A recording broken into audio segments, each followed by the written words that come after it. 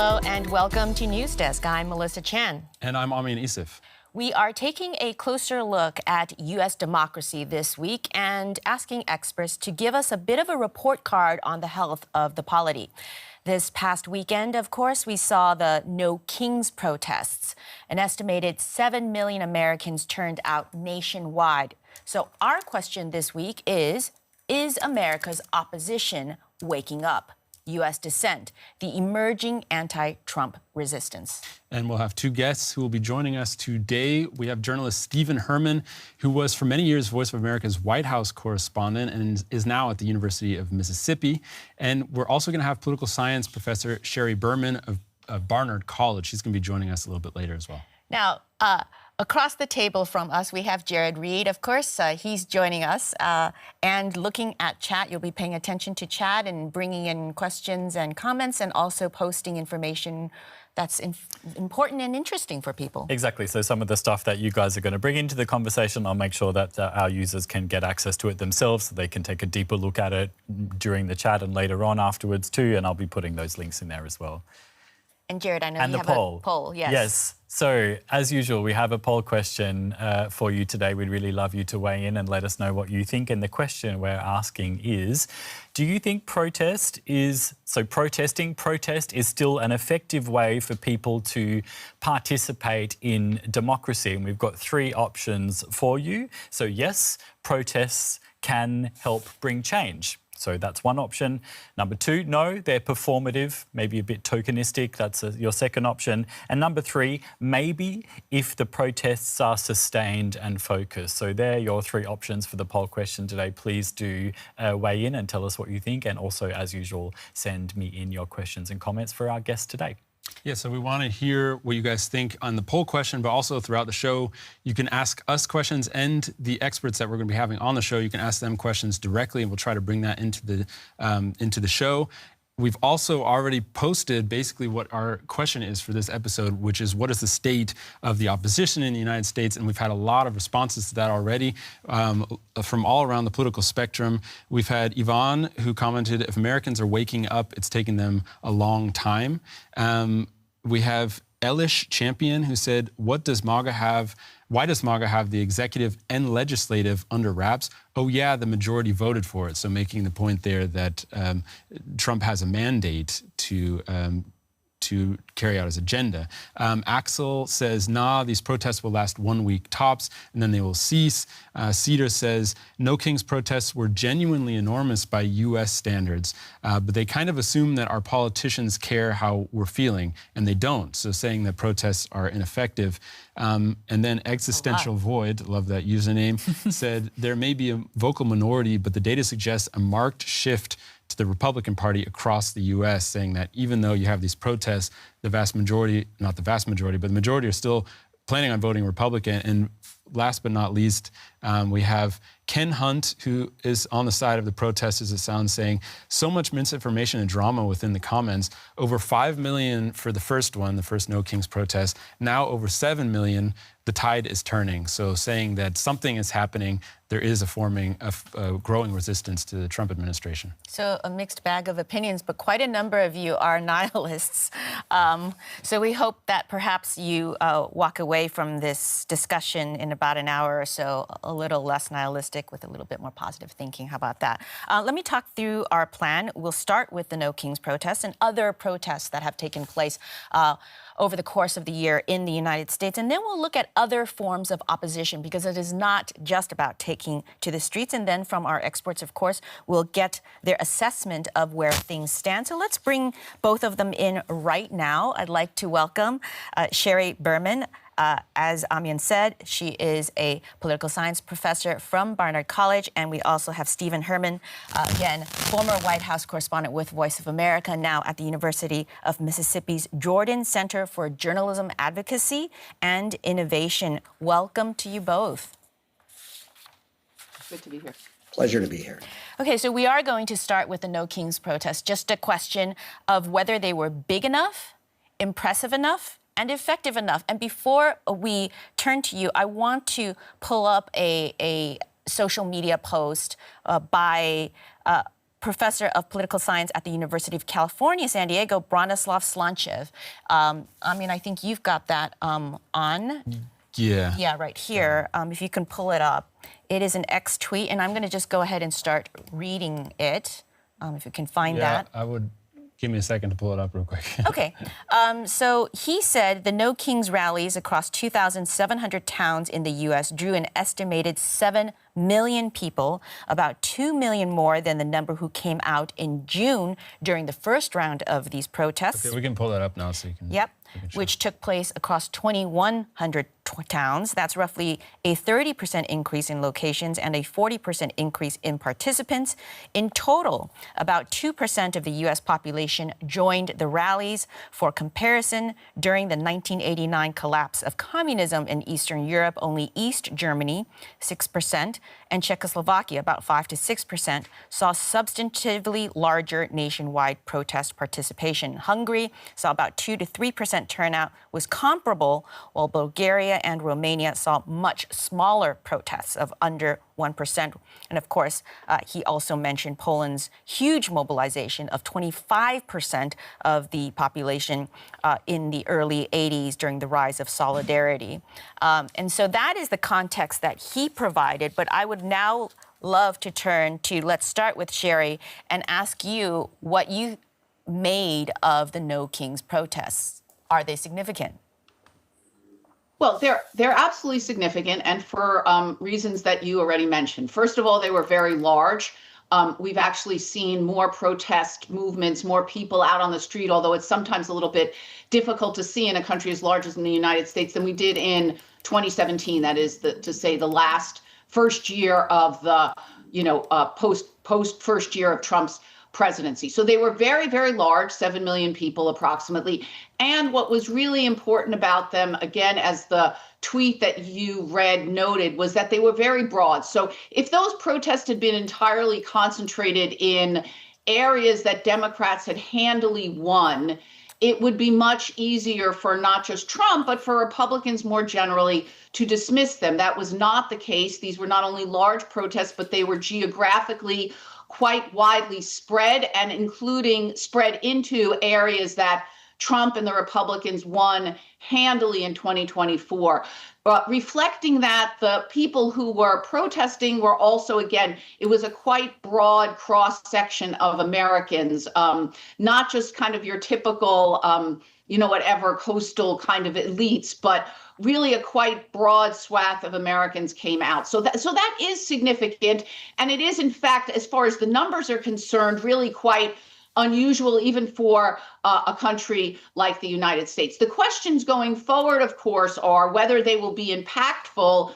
Depends on, whether these are kind of one-shot things or a part of a larger movement in opposition to the current administration.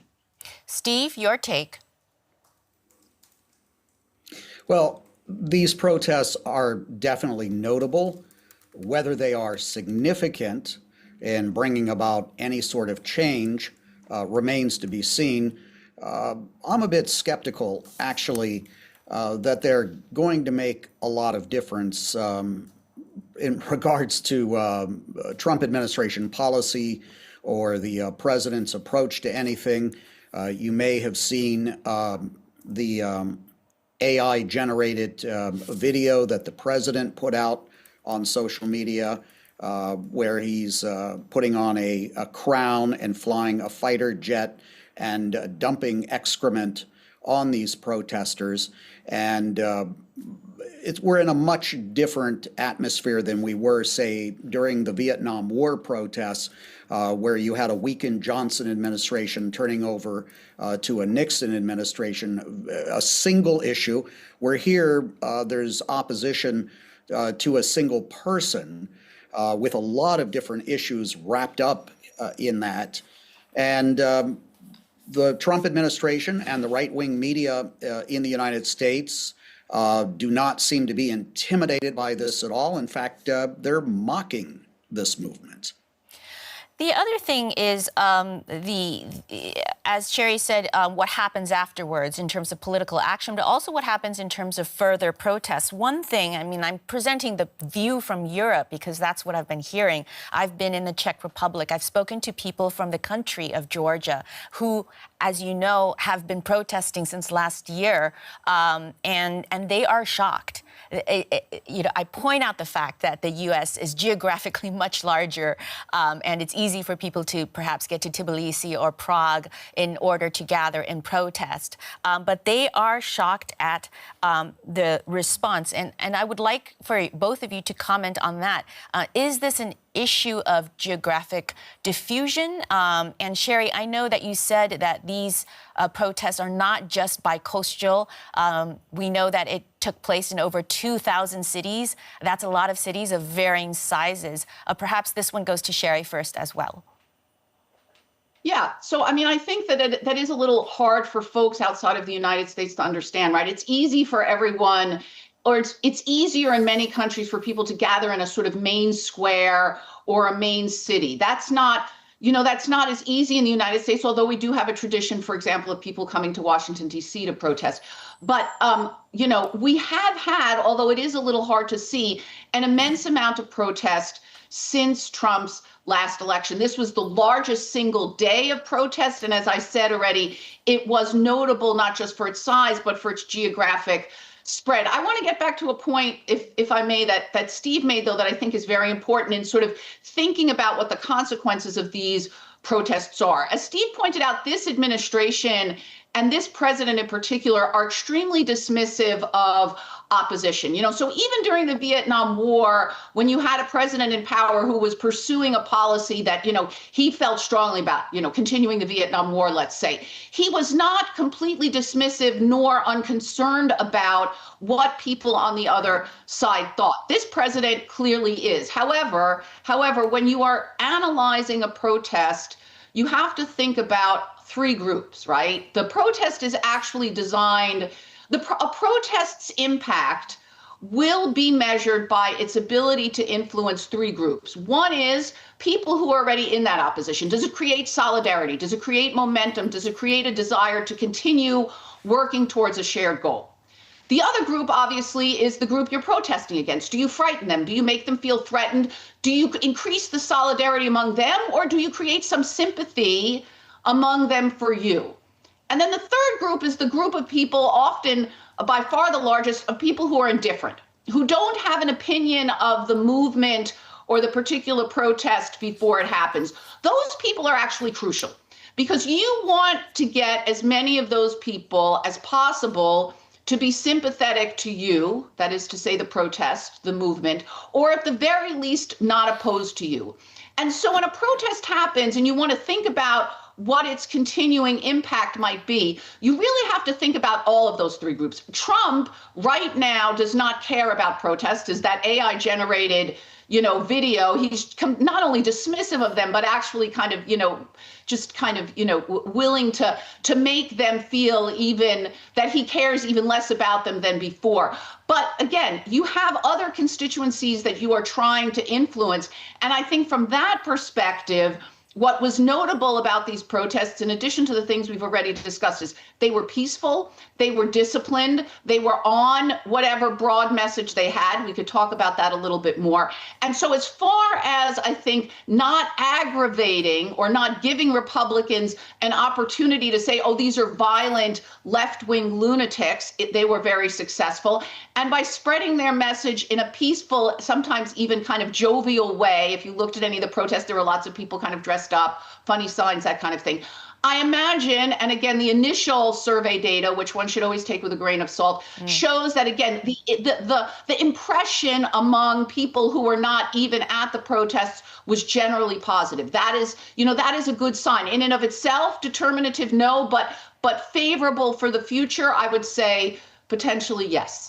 Steve, what do you think? And before going to you, I want to also pull up, I know, Amian, you've got this in terms of the actual organizers behind this weekend's protest. If you could just quickly explain what we are looking at there on screen. Yes. Yeah, I think this is important to talk about the right wing and Trump supporters and Trump himself have been talking about who's behind the No Kings protests. Trump has been spreading the idea that it's Marxist, or alternatively that it's George Soros who's been funding these, that it's AstroTurf and not grassroots. What's interesting, though, is if you actually look at the partners, it is pretty clear that it wasn't spontaneous. I mean, look, I'll just scroll through really quickly. There's dozens and dozens, if not over 100 partners here. But it's interesting to look at who these partners are. I did a little bit of research on them. A lot of them are known names. I didn't know about this group, but it emerged during this Trump's term, 50-51, and they've been doing like very regular protests to bring out people on the streets against the latest Trump term. You have 350.org, which was an environmental action group. You have ACLU, which has been a long time advocate for civil liberties in the United States. You go way down there, you have a Democratic leader. You have Bernie Sanders, a senator. So the Democratic Party is involved in this. You have Catholic groups. You have Common Defense, which is a veterans group. This is a union, a very large union. So you have union representations here. It really is a slice of civil society. You know, you have religious groups. You have the entire Unitarian Universalist Church behind it. You even have, this was interesting, Mennonite Action. So some Mennonites out there on the streets. Some of these are actually funded by George Soros. Planned Parenthood gets some money from George Soros. You know, Public Citizen, I think that's a Washington group funded by Ralph Nader. So it is a slice of Washington power, it's Democratic power, it's grassroots groups. Some of these are leaning more toward the far left side. A lot of them are centrist. There's even some Republicans against Trump groups in here. What is this? I'm curious what your take is on this. What does this tell us about the civil society that is behind these protests that might still exist once the people clear off the streets, they go home and go to bed? These organizations still exist, and they're still operating in the background, aren't they? Yeah, Steve? There's no doubt that there is a significant organization that is part of these protests, and this is the most visible manifestation of that. And having all these people out on the streets, it is a way for them to vent. They are upset, they are scared, they are angry, they are frustrated, whatever adjective you want to use. And so this is a feel-good movement for them. Again, we have to question whether it's going to move the needle. I would like to see some reliable polling looking at whether what percentage of people out there were those who did not vote at all or who voted for Trump.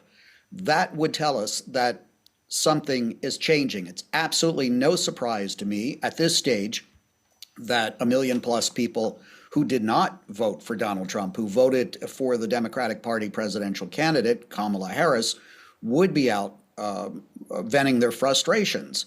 And what is also really significant is the lack of visible action from the Democratic Party itself, the leadership in Congress, the Democratic National Committee. And I know from speaking to voters across the country who are anti-Trump, how frustrated they are with the Democratic Party, whether they're Democrats or independents. And of course, as has been pointed out, the Republicans control the executive branch of government, they control the legislative branch of government, and they have the majority of the Supreme Court when some of these legal cases will get to the highest court in the United States. So yes, you are right in theory, and Sherry, who is an expert on this, can talk more about it. There is the potential for people power to make a difference here eventually if these numbers rise and they're sustained. And also, there is glee by those who support Trump in seeing this. The pain is the point. They made that very clear if you look at things like Project 2025. And Donald Trump, of course, firmly believes that he does not have to give you any accommodations whatsoever if you are opposed to him. He looks at this in a very binary way, and democratic states, democratic organizations, anti-Trump organizations, the never-Trumpers on the Republicans, he sees them as his enemy, not people to accommodate or talk about compromise with. Okay, I have one more question in regards to protests, and then we'll talk about other forms of opposition politics. But before we do that, Ami and I wanted to check, has there been any more comments or questions from people in the chat that might be interesting or worthy? If not, it's fine. Just keep them coming in, and we'll be bringing them in. Jared, do you have any? Actually, just Steve's last comment sort of encompassed three of the comments that we've just had. DeVos was writing, the differences these protests will bring will be the sense of solidarity that people are feeling. It's about getting people more engaged further than what these protests are about. And someone was also asking whether it might, as was also being suggested, whether it would cause more people eventually to go out and vote. Is that sort of going to translate into more voting numbers eventually? And that's exactly Steve's question as well. Exactly. And someone was also saying that Sherry was talking about protesters winning over their opposition's sympathies. This is from someone called Let's Be Real. This person said, unfortunately, I don't see that happening in this climate of extreme polarization. So there is a little bit of pessimism, I think, in today's chat, but we're trying to overcome that. There's a lot of cynicism, guys. Well, I would say I'm not trying to overcome it. I think if there's pessimism, then it's probably a reflection of the state of affairs in the United States, and I think that's probably true. It's fair enough if people we're asking people how they feel, and this is what they're telling us. That's right. Indeed. All right. So the last question I have on protests is whether it's possible to even expand the size of protests from the ones that we saw this weekend. There has been some talk of a general strike. I know historically in the United States that's been really hard to pull off. And in many ways, again, because we're speaking to you here from Berlin, you look at the European context and the way society is structured, you have a lot more unions. There is a possibility of calling a general strike in lots of countries in Europe just because of the way the system is set up. And I wonder from both of you what you guys think about how the protests could expand or if we've sort of hit some kind of maximum ceiling. Steve, first to you. Oh, I think certainly the protests can expand. So far, we've had these diverse, large protests. You can look at those images from Chicago, in New York, Los Angeles, San Francisco, and then people in the smaller towns, as you said, in the red states as well. The question here is really one of a battle of imagery, and the White House and Donald Trump and the people in his administration are very much on in social media, which is now our public square in the United States. For all intents and purposes, it's not the nightly newscasts or the front page of the New York Times anymore. What I think is probably going to emerge to be more powerful isn't the type of image that you're looking at right now, but rather the single protester that happens to be something that happens ad hoc, where you have a young woman standing in front of an armored vehicle or confronting an ICE agent in full body armor. Those are the type of illustrative imagery that I think are going to emerge as more powerful, similar to what we remember from Tiananmen Square, where there was one man opposing a row of tanks. I don't think we've had that sort of iconic photography or video emerge yet. This is going to be more about symbolism of the individual versus a militarized state, rather than people dressing up in frog costumes. Sherry, over to you. What do you think in terms of how to expand the protest aspect of the opposition? Well, you can absolutely expand the protests. I mean, 7 million people is a lot. You could get more. But I would say the key thing really is, as far as protests are concerned, right, is expanding outside of the areas that are already firmly in the, what you might call oppositional camp, right? So people who are protesting in areas that Republicans. I think we lost the connection there. Oh, I'm sorry. Can you hear me now? Okay, great. Okay. Please continue. Sorry. I would say you want to expand those protests, not just as far as the number of people, but where they are.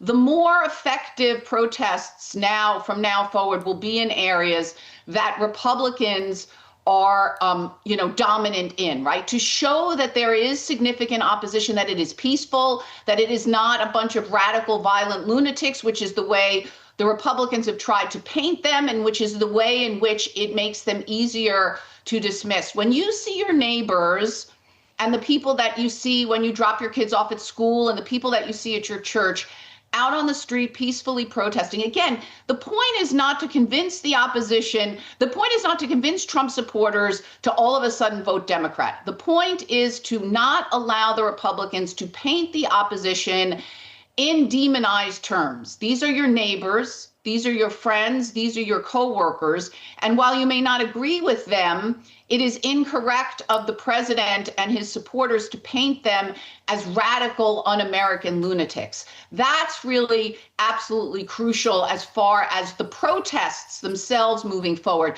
Also crucial, and perhaps we will talk about this, is whether the protests become part of a larger oppositional strategy. Protests can be very effective in many ways, but they are most effective when they are one component of a larger strategy for political change. Well, that's perfect. Let's segue into that, Sherry, and ask. I mean, one thing, of course, is that what are the other things in the toolkit you have seen that has been effective in terms of opposing this administration that many people in the United States, half of Americans, view as having autocratic tendencies? Is it legal? Is it elections? Is it redistricting? I'm keeping it pretty wide open for you, but where are you seeing really effective opposition?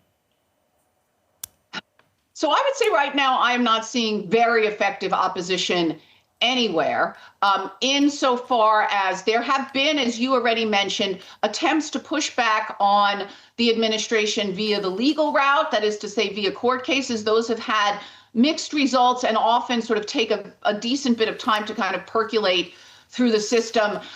There have been attempts to kind of fight back at the electoral level against the Trump administration, or rather the Trump administration's cronies, to change the sort of facts on the ground. We may talk about, the recent controversies over gerrymandering and redistricting in a variety of parts of the country. I would say the key focus now has to be, because it is the single most important, is obviously is those midterm elections, right? You need to be able to elect Democrats at those midterm elections. You need to be able to get your voters out. You need to be able to try to pull from the sort of wavering groups people who will vote for Democrats. And you need, equally importantly, not to give Republicans an opportunity to mobilize their own base, right? Winning elections is a tripartite endeavor. You want to mobilize your opponents, your supporters rather. You do not want to mobilize your opponents, and you want to pull in as many undecided voters as you can. And that gets back to those protests, right? Giving Republicans an excuse to mobilize their voters by saying Democrats are un-American, radical, violent lunatics is absolutely to be avoided. So the midterms are crucial now, because what enables Trump to do what he does is that he has control essentially of all three branches of government. If the Democrats manage to make some headway, at least in Congress, that will not only enable them to stop or hinder some of his policy initiatives and other kinds of actions, but will equally importantly give the Democrats some leverage from which they can show that they are fighting back. It's very hard for the Democrats to do anything now, even if they were more cohesive and more strategic, because they simply do not have control of any of the levers of power. Right. Steve, do you agree? And I know, I'm very sorry, but I think earlier you also Sherry wanted is to say something else. absolutely right. Yeah. Please. Yeah, Sherry's absolutely right. But, and this is a big but, in the midterm elections, there are only a handful of districts that potentially can swing one way or the other because of the way the system is gerrymandered, and the Republicans are working very hard because they control a lot of the state legislatures to even further cement their advantage with gerrymandering, redistricting. Put yourself in the position of a Republican congressman in a district where, you know, it's considered pretty safe, but there's a chance that your district that you could lose, that the district could go blue. The thing is, though, unless the polling starts to show that more than 50% of your constituents are opposed to you, the Republican Party, Donald Trump, you have nothing to worry about. Even if you disagree, and some of these members of Congress do disagree with Donald Trump, the Republican members of Congress, they are afraid to speak out. They do not want to have a social media post by the President of the United States directed at them. Not only does that mean that they could lose in a primary election, it also means that they will get death threats, and this happens. And so a lot of them, rather than stand up for principle, are more interested in literal and figurative self-preservation. I want to come to just step back a little bit before we talk about redistricting and small districts like that, and just let's talk about what's happening in the U.S. just to give people context. I think this is a discussion that's happening in our among our audience right now, and I feel like we haven't defined it enough. We have on the one side we have people who sound like they probably supported Trump in the last election, saying that he won a mandate, that the majority of Americans voted for Trump and they want to see it happen. They want to see what ICE is doing. They're totally behind that. They want to see that happen. What he's doing with the courts, they want to see that. They want to see him push back against what they call activist judges. So they're completely behind him, and they're supporting it, and they're cheering him on. On the other side, we have a kind of absent opposition that we imagine to be the people who voted against Donald Trump, who don't like what he's doing, but they haven't really voiced their concerns on a mass scale and haven't offered any serious opposition to what he's doing. That includes the Democrats who are sitting in Congress but can't really get anything done. We have Bong story short who says, feels like a lot of Americans still don't understand how dangerous it is. And that's kind of a third element. That's the people who might approve of what Donald Trump is doing in theory, but they don't like how far ICE has gone. They don't like the fact that ICE has arrested mothers in front of their children. They don't like the fact that Trump is posting videos of dropping excrement in American cities, but they're waiting to see what happens. And they're more the people who are on the fence. So when we talk about is the opposition going to mount any threat, we have to understand, well, is there an opposition? Are people actually against what Trump is doing? Because if not, then that's democratic, right?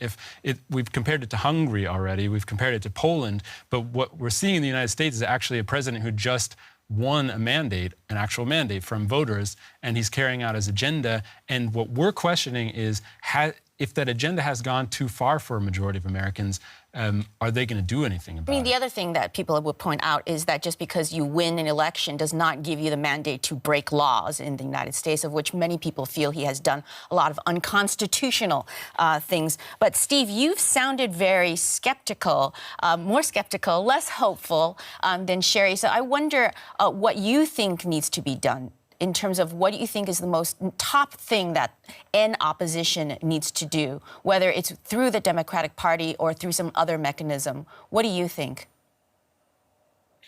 Well, I'm an observer, not an activist. You've been a relying on my long-time journalistic observer. tradition and Yes. Yes. Again, the key really is the midterms. If and the Supreme Court. If the Supreme Court gives this president carte blanche and says that his actions, which many federal judges have already said are illegal, and if the Supreme Court decides to allow what are seen as these legal excesses to occur, that's going to be the situation. And I think that if we're concerned about extra constitutional actions, that the White House still has a number of tools in the toolkit it has not pulled out yet. And we hear more and more Donald Trump, because he is being goaded by people around him and the right-wing media, talking about the Insurrection Act.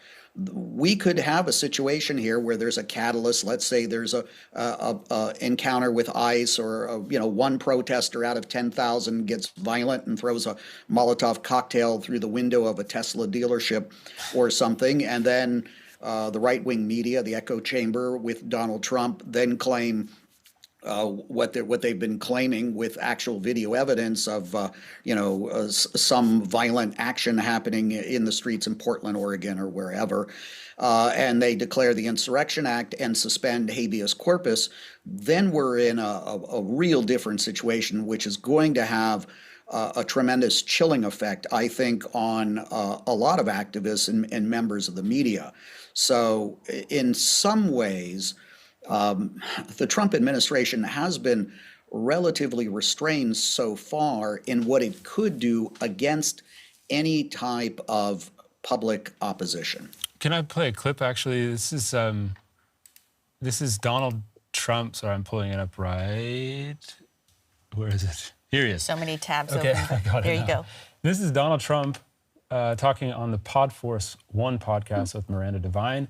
That's from New York Post. She interviewed him in 4 months ago. I think that was in June or July.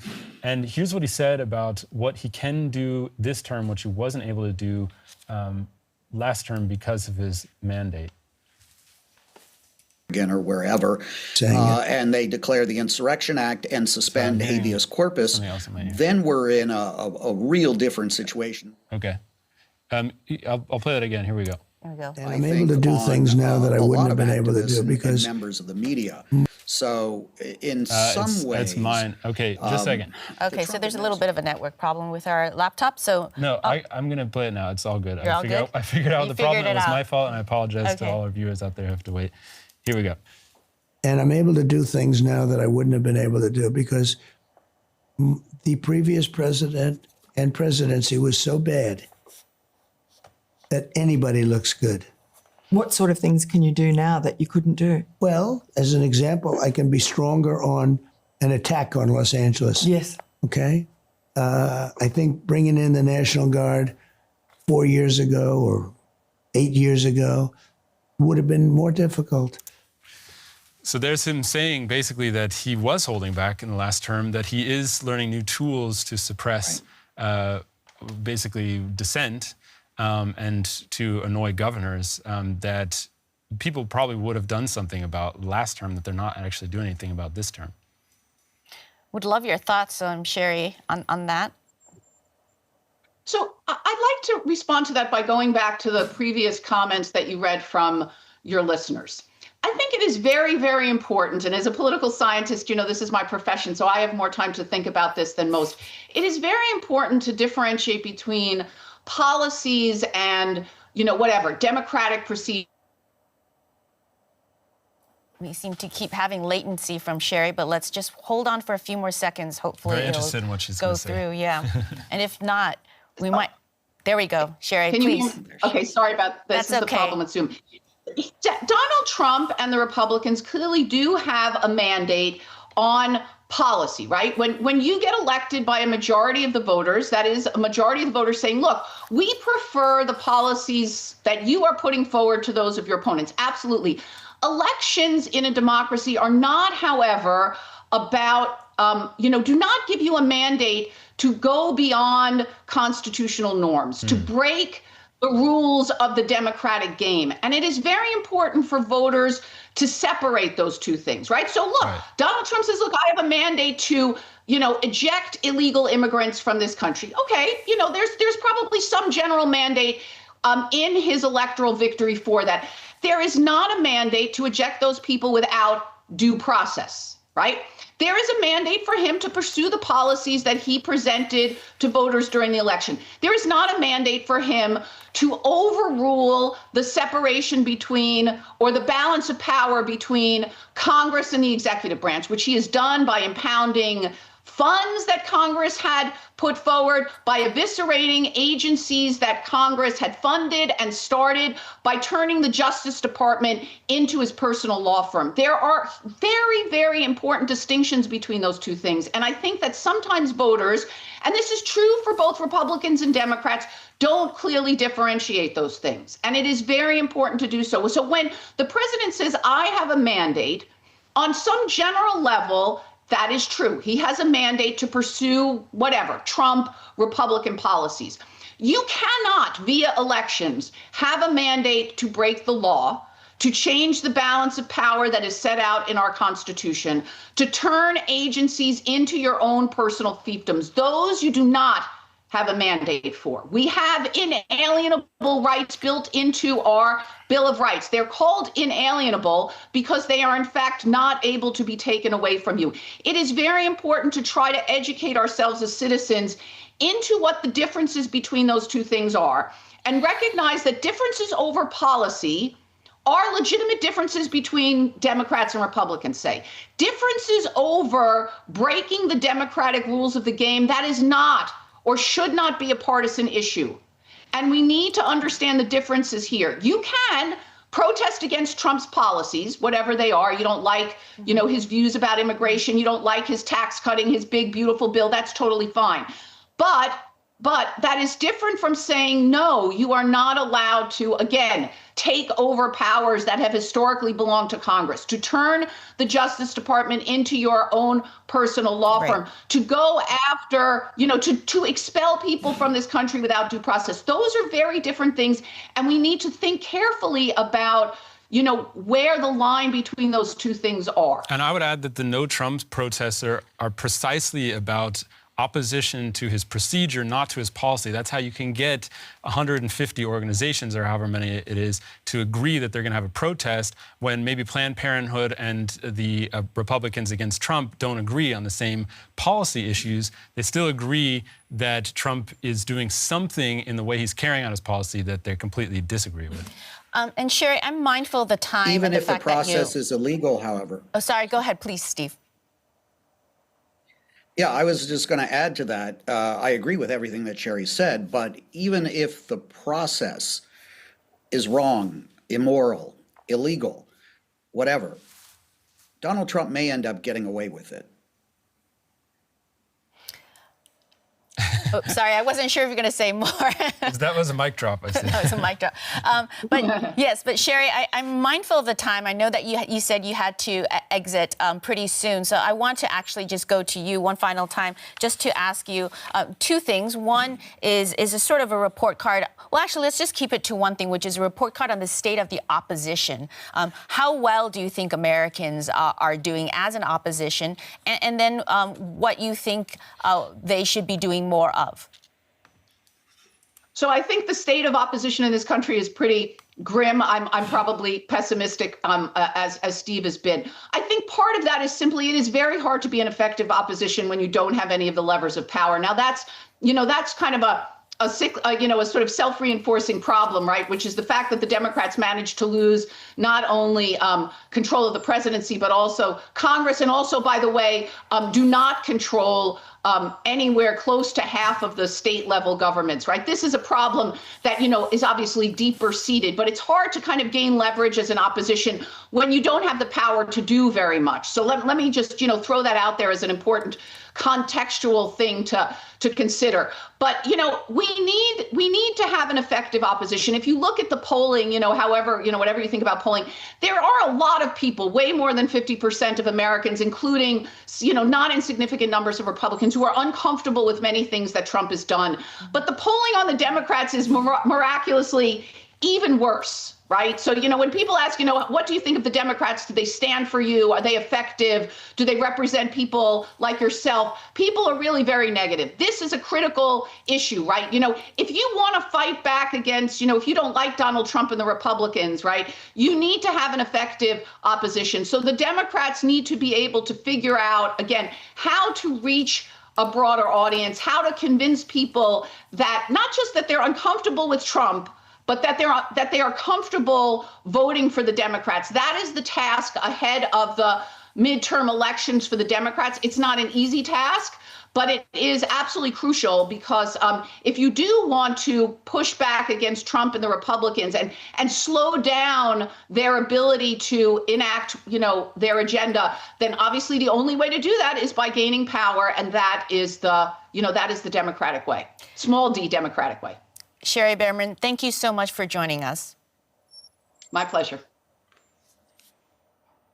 And Sherry, just now talking about the unpopularity of the Democrats, I mean, I know that you've been pulling up another link to show people in the chat, if you don't mind explaining and walking us through that. Yeah, if you can put it on my screen, that's right. There's a poll done by AP in August. They went around and asked voters the first word that came to mind when they heard the name of the political party. They asked Democrat and Republican voters for each party. But what's really interesting is what the Democrats said about their own party. That's in blue here. So the top first word that came to mind among Democrat voters when they were asked about their own party was weak, tepid, apathetic. That was 14% of the respondents used one of those words. That sounds small, but we're talking about Democratic voters. Then you have the next, what is it? Generally positive was 11, empathetic and caring, that's also 11. Ineffective and broken, that was another 9. So that's already, we're up to 23% of Democratic voters who used either the words weak, tepid, apathetic, or ineffective and broken to describe their own party. That's almost a quarter of Democratic voters who think that their party can be described in these terms. It was nothing compared to that for the Republicans. Republicans at this point, most responded positively about their own party and definitely didn't use words like weak. Or apathetic to describe them. So there is a huge disconnect between the millions of people who go on the street against Donald Trump and whether or not you can translate that into voters for a party that gets described by its own party members as weak or ineffective. Steve, I'd love for you, if you have any comments to what Amin just shared, but also, of course, we have not forgotten that we would love your report card on the opposition and the state of the opposition in the United States as well. We had to go to Sherry first because she had to drop off, but certainly want your opinion and thoughts on that as well. Well, the data validates what Sherry was talking about and also my assessment. Where is the leadership for the Democratic Party? In Congress, Chuck Schumer and Hakeem Jeffries are not igniting the base. The two latest high position holders, Joe Biden and Kamala Harris, are obviously not going to be in a position to get those people who are on the sidelines to move in concert with the hardcore Democrats and progressives. Does it fall on Barack Obama to come back? He seems extremely hesitant to do that. Of course, he cannot run for president again, but he can make a lot of public opinion appearances and influence public opinion. And the other potential leaders of the Democratic Party, the future generation, there's a fellow in Texas named James Tallarico who I have my eye on, but he's probably a presidential candidate 16, 20 years from now when he'll appear to be a major figure. And you have California Governor Newsom, who is almost certain going to run for president, trying to goad and mock Donald Trump on social media. The governor of Illinois, Pritzker, is doing a similar thing. But are these the type of figures that are really going to be able to energize the party. The challenge with them is I think a lot of people are looking for, like Donald Trump was. He was a non-politician. He was the anti-candidate, and I think a lot of people on the Democratic side, Democratic Party side, are looking for that type of leader with their values. But Bernie Sanders, frankly, I don't think is going to keep running for president until he's 100 years old. Steve, I would love if you could explain a little bit. I'd love your thoughts on this, because again, from the European perspective, there doesn't necessarily need to be a charismatic leader for people to rally around, although that has been the case in the way the U.S. political system is set up with two parties. I wonder if there is a space for a leaderless sort of opposition, or it's simply not the way U.S. politics works. Please explain that to people who might be based in Europe, for example. Yeah. It's an excellent observation. Angela Merkel was very dominant for a long time in Germany. I don't think many people would describe her as charismatic. So it's a very different system because of the parliamentary system in general in Europe. People here, especially for presidential elections, because you're electing a singular figure, a president, need to rally around that person. And so what the Democrats have been offering lately is like, well, our person is not as bad as Donald Trump, okay? That will motivate a certain percentage of the voters, but it's not been proven to be effective to get you over the top. And then we have the complication of the electoral college system, which we could spend an hour explaining as well. So you can lose the popular vote, as Donald Trump did in 2016, and still win the election. And so when you're dissecting up the country like that into these electoral votes, there's only a few states that matter, and the candidates will spend the majority of their time in a half a dozen or less states in a presidential election. But as Sherry said, as we've emphasized here, the entire ballgame right now for this opposition to Donald Trump is the midterm election, lower house of Congress, the House of Representatives next year. And there's only a handful of slots of districts that are truly up for grabs.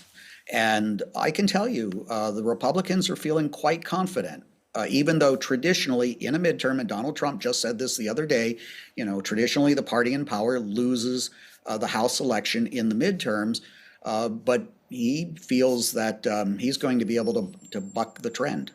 And that's for another program altogether to talk about the midterms and the reason why they're confident, because of the redistricting in the state of Texas, and then, of course, Newsom responding in California with his own efforts. But we will not go there.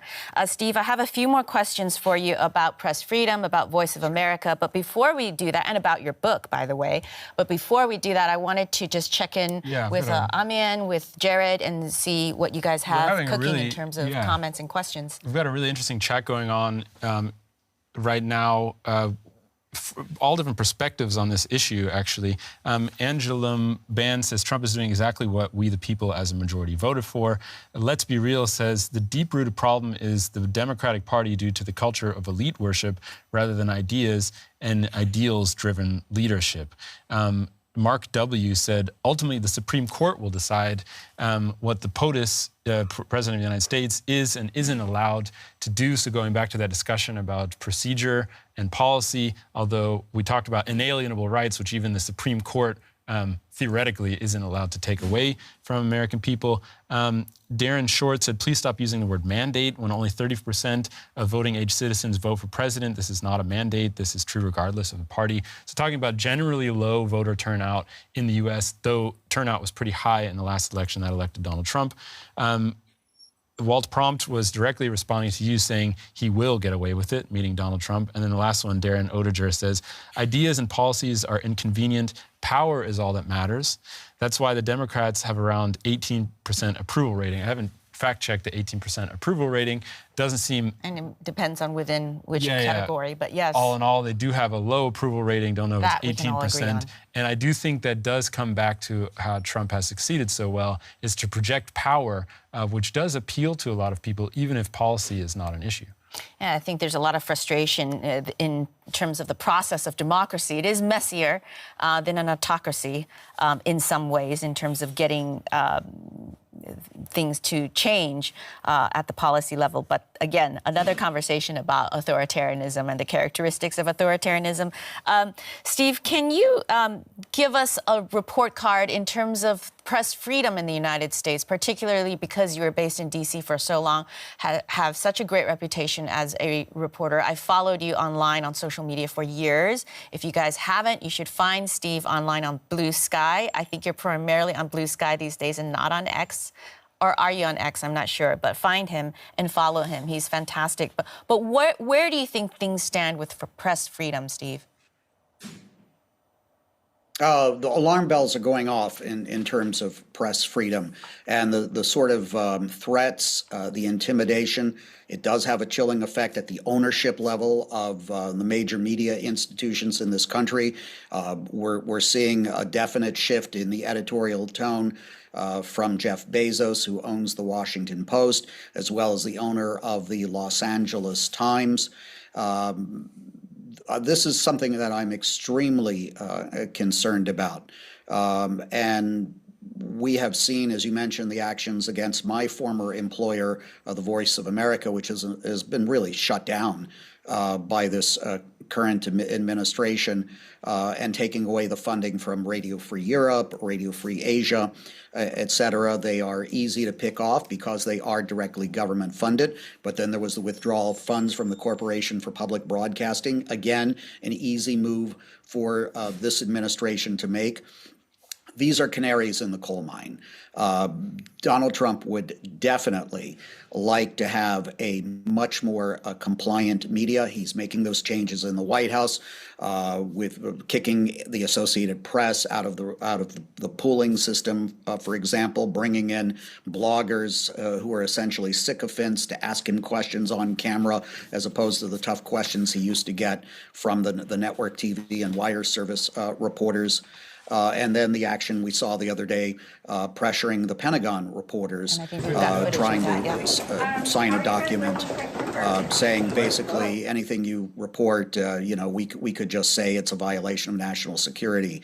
And a very admirable move by the Pentagon reporters, the majority, 85 out of 100 or so, not to sign that document. And so, yes, you do not need to be at the Pentagon. You do not need to be at the White House to report about this administration. But these are the reporters that are on the tip of the spear that traditionally get to put the questions, as I did for 5 years, to presidents of the United States on a near daily basis. And it's really important to have a diversity of media voices confronting not only the president, but members of his cabinet as well. Just a quick question. What happens then if everybody walks out of the Pentagon? Does that basically just get us quick to the result that the Pentagon officials don't have to answer questions from journalists, which they refuse to sign anyway? Well, they weren't answering questions, at least on the record. I think there was less than 2 briefings during this administration with Secretary Hegseth there. So there will be robust reporting about the military, the Defense Department, the defense industry, because it's one of the largest industries in the United States. And whether you're a business reporter or a policy reporter, you will be paying attention to what's happening with the United States military and the defense industry. Steve, can we talk a little bit about your book? Let's pull up the book cover. It's entitled Behind the White House Curtain, a senior journalist's story of covering the president and why it matters. Tell us a little bit about the book. Yeah, so what I wanted to do with this book, when I was in the White House near the end of the Trump administration, there were probably a couple dozen reporters sitting in the briefing room working on their memoirs in their books. And what I wanted to do was not tell stories that I had withheld because I wanted to make a lot of money out of a book after the administration was over. Rather, put you in the driver's seat is what we were actually doing on a day-to-day basis, what it's like to be a poll reporter, travel on Air Force One, all of the logistical challenges you face, and to give you a greater understanding of these reporters who really are on the tip of the spear. And then I also talk about how I ended up at the White House after a career in journalism, as well as looking at what happened with me and the Voice of America in the first Trump term. Soft cover editions coming out soon with an updated preface to reflect everything that's been happening in the second Trump administration with the Voice of America. I bet you've had to write that updated preface up until the very end before you could submit it for the soft paperback version.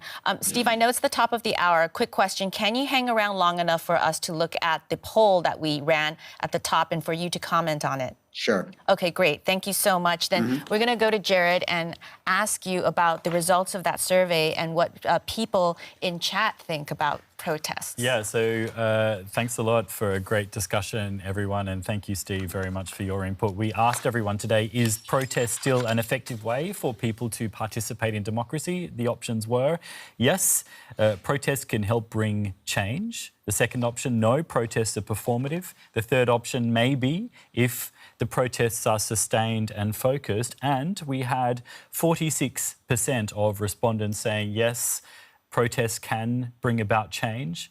37% said maybe if they're sustained and focused, and just 17% said no, protests were a performative thing to do. So nearly half thinking that, yes, they can bring about change. Well, I mean, that sounds like that nihilistic chat group has a lot of silent majority people who actually do feel that protests can effect change. Steve, your thoughts on the results? It looks like most people still believe that protests work.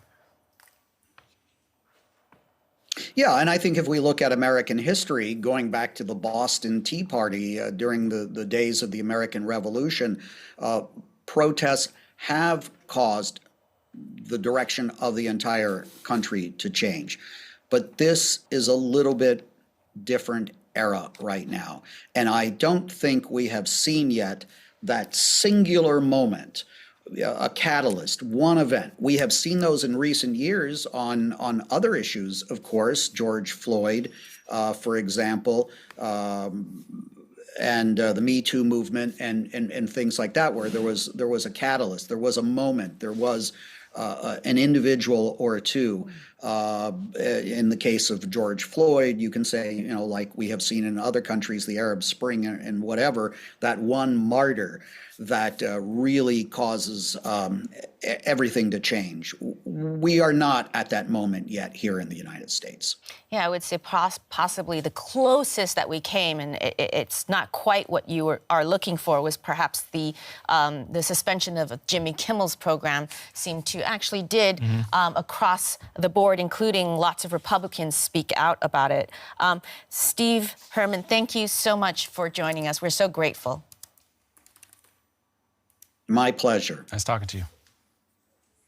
And the other thing I was thinking is that a lot of our viewers are actually not in the United States. You guys are from all over, including Southeast Asia, South Asia, where we have seen a lot of Gen Z, what they're calling Gen Z protests with the one-piece sort of anime images, where we have seen that the protests have been very effective against those governments and continue, actually, also in South America as well. So I think maybe that's informing some of our viewers. I don't know. Yeah, I can't find it right now, but somebody did say that the U.S. should stop writing reports on press freedom around the world until they have press freedom at home. So we have a lot of international comments here. Yeah, that was Let's Be Real saying, should the US stop publishing reports about press freedom and democratic backsliding in various countries until this is being addressed at home? Yeah. Right. Cool. Well, any final thoughts before we wrap? I do think that he was talking about, Stephen was talking about a moment that would circulate in the media where we had an image that rallied people to a cause that they would go out on the street and oppose the Trump administration. I kind of disagree that it's going to be an image because the media is so it's so variegated now. There isn't really a mainstream media anymore. Not everybody's turning into the same channels, and if they do, they don't trust them anyway. I think it's going to have to be some kind of defection. Somebody like Elon Musk, who has a lot of support among young Trump voters, who says, "Okay, enough is enough." I mean, I don't think Elon Musk is going to be the one to do it, but it has to be somebody that is trusted by. There is grassroots support for Trump. I think that's part of the part that we're missing is that it's not already in an authoritarian society where 90% of the people are against the Trump administration and just not saying anything about it. We need to catalyze dissent against the administration. I think the majority of Americans want to see what happens. They're letting Trump rule.